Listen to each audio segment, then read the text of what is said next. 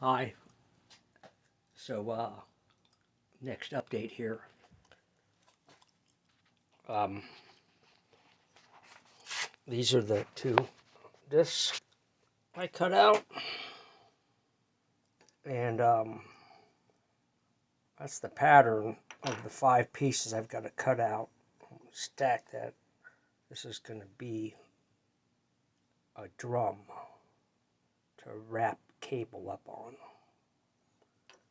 Got it from Amazon yesterday. And this is what plastic sawdust looks like after it's dried out.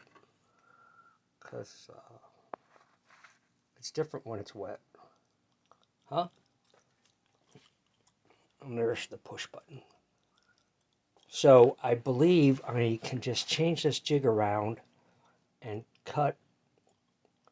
make my cuts with a jigsaw right here. So I'm going to set that up next.